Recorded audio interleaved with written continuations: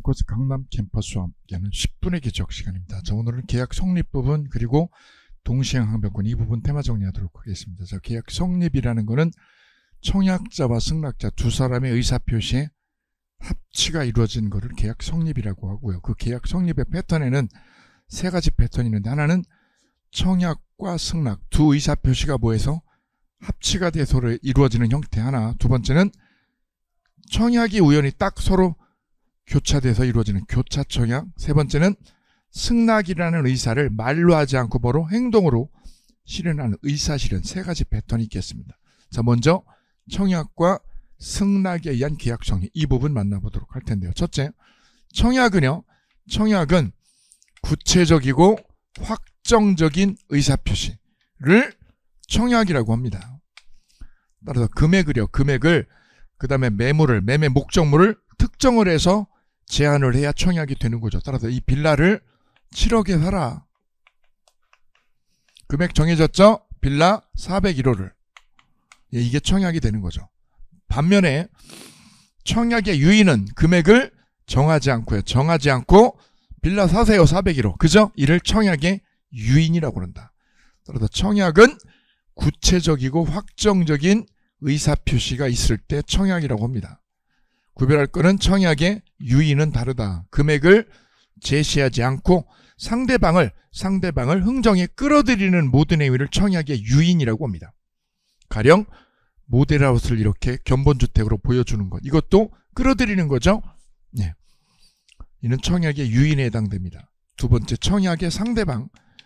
청약은 누구를 상대로 하느냐? 꼭 을이라고 하는 한 사람을 특정할 필요 없죠. 즉 불특정인도 특정인도 다 됩니다. 따라서 청약의 상대는 특정인도 되고 누구도 된다? 불특정인 둘 다 된다. 세 번째, 청약은 효력이 언제 생기냐? 청약은 의사표시이기 때문에 이 청약의 의사가 상대방에게 뭐하면 도달함으로써 효력이 생기게 됩니다. 따라서 청약의 효력이죠. 청약의 효력은 언제? 청약이 뭐한 후에? 도달 후에. 도달해야 효력이 생기고, 따라서 도달 후에는 뭐 할 수 없다? 철회가 안 된다는 거죠. 왜 철회가 안 되냐? 이 청약이 상대방한테 도달하면요, 상대방은 준비 행위를 하니까. 준비를. 그래서 청약의 의사가 상대편에게 뭐하면 도달되면 청약자는 철회를 못하는 거예요. 철회할 수 없다. 이는 누구를? 상대방을 보호하기 위한 조치이다. 이 세 가지요. 세 가지를 청약에서 기본 축으로 가지고 계시고, 그 다음에 네 번째, 청약을 할 때 갑이 승낙기간을요. 승낙기간을 넣을 수도 있고 안 넣을 수 있다. 이때 갑이 청약을 할 때 승낙기간을 4월 10일로 4월 10일을 뭘로 하면? 승낙기간으로 정하면 승낙기간이 4월 10일이다 이거죠. 그러면 을의 승낙은 언제까지요? 4월 10일까지 도달해야 효력이 생기는 거죠. 따라서 4월 10일까지 승낙이 도달 안 하면 효력이 없어진다. 효력을 잃게 된다. 이때 이 4월 10일을 승낙이 가능한 기간이라는 거죠. 반대로 갑 입장에서는 청약이 존속하는 기간이다 이렇게 얘기합니다. 그래서 저 4월 10일을 을 입장에서는 승낙기간, 갑 입장에서는 청약의 존속기간 이렇게 표현하기도 합니다. 자, 여기까지 청약을 살펴보셨고, 이어서 승낙 부분 살펴보도록 합니다. 승낙도요, 의사표시입니다. 의사표시. 저 제안을 내가 수락하겠다. 의사표시합니다. 그죠? 이때 승낙의 상대는요, 승낙의 상대방은 청약의 상대방과 대비가 되어서, 청약은 특정인, 불특정인 다 먹히지만 승낙은 누구한테요? 바로 청약자에게만 되죠. 특정인에게만 됩니다. 특정인에게 한 승낙은 효력이 있는데 누구한테 한 거? 불특정인에게. 불특정인에 한 거는 효력이 없습니다. 여기 포인트. 바로 이 지점이 청약의 상대방과 승낙의 상대방의 대비점입니다. 청약은 누구한테요? 특정인, 불특정인한테 다 먹히죠. 다 효력이 있지만 승낙은 특정인한테만 효력이 있고 불특정인한테는 효력이 없다는 거, 여기 포인트 잡습니다. 그 다음 세 번째, 승낙은 효력이 언제 생기냐? 청약과 달라요. 청약은 뭐한테? 도달한 때 효력이 생기는 거죠. 도달주의죠. 그런데 격지자 간의 승낙은 격지자 간의 승낙의 의사표시는 도달한 때가 아니라 뭐한 때? 발송한 때다. 발송주의.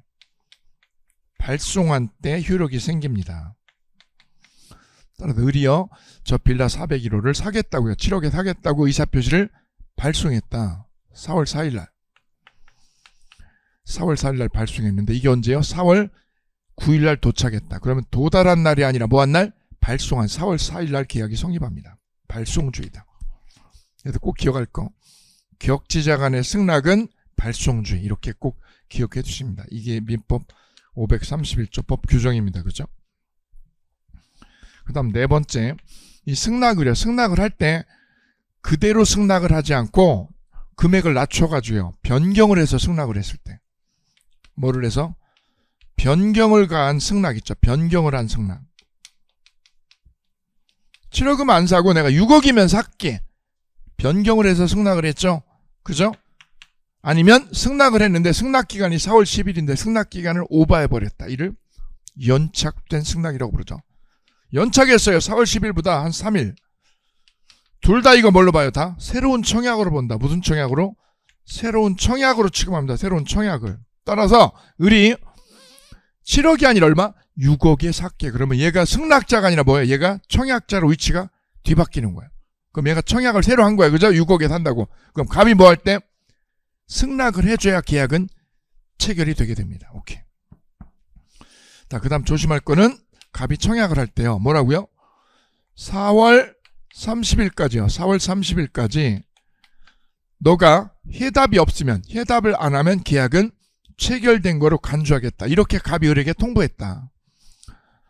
4월 30일까지 뭐를 안 하면? 해답이 없으면 계약은 뭐 한 걸로요? 성립한 거로 간주하겠다.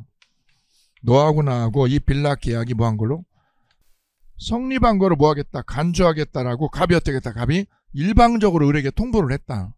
면 이거는 합의하에 된 거예요? 갑이 일방적으로 한 거예요? 갑이 일방적으로 이렇게 통보한 거죠? 이때까지 답 안 하면 계약된 걸로 보겠다 이거죠. 그죠? 그때 을은 승낙을, 해답을 해줄 의무가 법적으로 없다. 왜? 자유니까. 따라서 을은 4월 30일까지 답변이라는 해답을 할 법적 의무가 없으니까 해답을 안 해도, 을이 해답을 안 해도 계약은 성립하지 아니한다. 불성립이다. 왜냐? 이건 너 혼자 일방적으로 떠드는 거야. 이건 일방적으로. 그래서 을은 무슨 의무가? 해답해줄 법적 의무가 없어서 해답 안 해도 계약은 성립이 아니라 뭘로요? 불성립이 되고, 을은 갑의 의사에 구속받아요? 구속받지 않아요. 오케이. 여기까지가 바로 청약과 승낙의 패턴에 의해서 계약이 성립하는 유형입니다. 여기가 제일 많죠. 다음 교차청약입니다. 교차청약은 청약이 우연히 청약 두 개가 맞아 떨어진 거죠. 교차청약입니다. 갑이 을에게 뭐라고요? 빌라 7억에 살래 그랬어요. 그때 을이 뭐라고요? 빌라 7억에 팔어 그랬죠. 팔어. 나한테 팔어. 7억에 뭐 하라고요? 팔어 그랬어. 팔어. 그럼 둘 다 뭐 한 거야? 둘 다 청약을 했다 이거죠. 갑도 청약, 을도 청약을 한 거라고요. 승낙은 없고 청약만 두 개가 딱 마주친 거죠. 조건은 똑같고요. 그죠? 이를 무슨 청약? 교차청약이라고 하고, 이때는 갑의 청약이 을에게 도달한 거는 4월 4일이고 을의 청약이 갑에게 도달한 거는 4월 6일이다. 그럼 계약은 언제요? 나중에 승낙이 도착한 날, 즉 언제? 4월 6일 날 계약은 체결된 걸로 간주합니다. 따라서 청약과 승낙의 패턴으로 계약이 성립하는 거는 격지자 간의 계약이죠. 격지자 간의 계약은 승낙의 통지가 도달한 날이에요? 발송한 날이에요? 발송한 때다. 발송한 때. 교차청약은 먼저 한 거예요? 나중 청약이요? 나중 청약이 뭐 한 날? 도달한 날. 나중에 청약. 나중에 한 청약이 뭐 한 날? 발송이 아니라 뭐 할 때? 도달 시에 계약이 된다. 도달 시, 여기는 발송주의. 의사실현은 갑이 제시한 거를요. 갑이 제시한 거를 을이 어떻게 했다? 말이 아니라 뭐로? 행동으로 보여줬다. 행동으로. 자판기가 이렇게 물건 사라고 이렇게 청약을 하고 있잖아요. 그죠? 금액 제시돼서. 그거를 을이 어떻게 했다? 을이, 지나가는 을이 돈을 투입한대. 돈을 투입했다는 거는 커피를 사겠다는 의사를 표출한 거죠. 이를 의사실현. 여기서 의사라는 건 뭐죠? 승낙의 의사. 승낙의 의사를 뭘요? 말로요? 행동으로요? 행동으로 실현한 것이지요. 따라서 이때는 계약이 언제 돼요? 돈을 넣었을 때, 다른 말로 사실 행위가 있을 때. 자판기에 돈을 삽입을 했을 때 계약은 이루어집니다. 이를 의사실현에 의한 계약 성립. 그래서 민법이 예정하는 계약 성립의 패턴은 세 가지 유형. 첫째, 청약과 승낙의 합치로. 두 번째는 교차 청약으로. 세 번째는 의사실현으로. 여기에서 한 문제가 매년 출제가 되고 있다는 점입니다. 자, 오늘 여기까지 10분의 기적 마치겠습니다. 감사합니다.